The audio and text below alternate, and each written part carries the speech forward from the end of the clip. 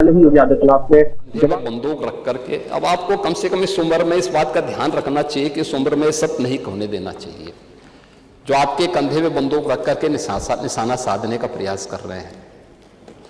आपके 3 दिन पहले मैं स्वयं उस विरासत गलियारे का दौरा किया था, मालूम है ना।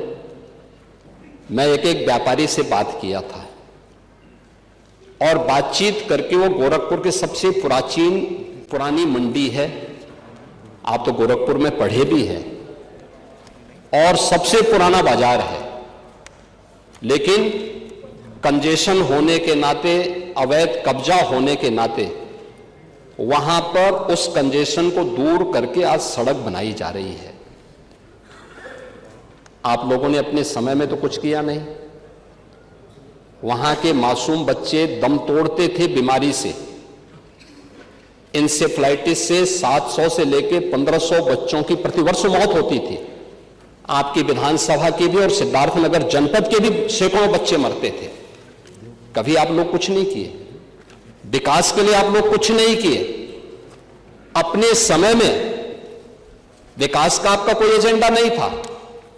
और अगर भारतीय जनता पार्टी की सरकार, एनडीए की ये सरकार विकास कराना चाहती है तो आपको इसमें भी बुरा लगता है। और वो विरासत गलियारा उसी पुराने बाजार के पुनरुद्धार करने को, जिससे वहां के, आपको मालूम है वहीं पे गोरखपुर का घंटाघर भी है, गीता प्रेस भी उसी से सटे हुए क्षेत्र में है, और गोरखपुर का सबसे प्राचीन बाजार भी जो मार्केट है उसी से जुड़ा हुआ है।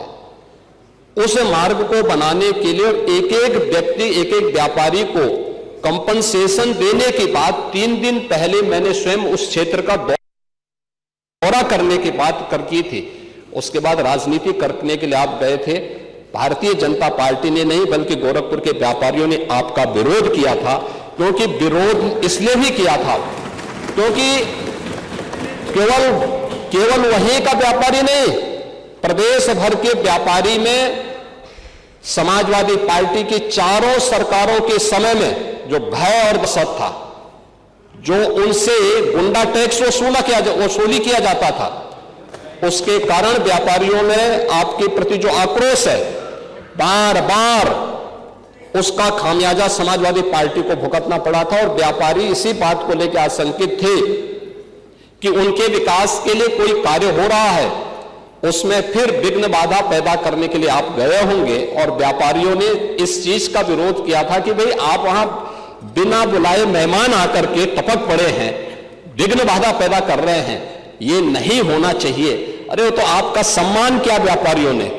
अगर कोई और होता तो बहुत कायदे से उनको सही ढंग से जवाब भी देते, ये मैं विश्वास के साथ कह सकता हूं। क्योंकि समाजवादी पार्टी से उम्मीद की ही नहीं जा सकती है कि वे सुरक्षा की बात करेंगे और अच्छा विकास का कार्य कर सकेंगे।